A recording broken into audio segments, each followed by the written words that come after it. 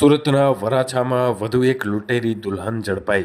નાગપુરથી અમદાવાદ વકીલને મળવા આવતા વરાછા પોલીસે આ લૂંટેરી દુલ્હનને ઝડપી લીધી.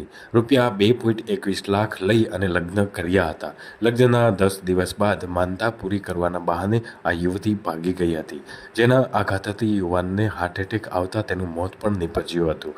મૃતક યુવકની પહેલી પત્ની ગુમ થઈ જતા દીકરીની સંભાળ રાખવા માટે તેણે લગ્ન કર્યા હતા, પરંતુ નસીબ એવું રહ્યું કે બીજા લગ્ન કરતાં એ દુલ્હન લૂંટેરી નીકળી અને ત્યારબાદ આ યુવકને હાર્ટ એટેક આવતા તેનું મોત નીપજ્યું હતું. હાલ પોલીસે આ લૂંટેરી દુલ્હનની ધરપકડ કરી અને વધુ તપાસ હાથ ધરી.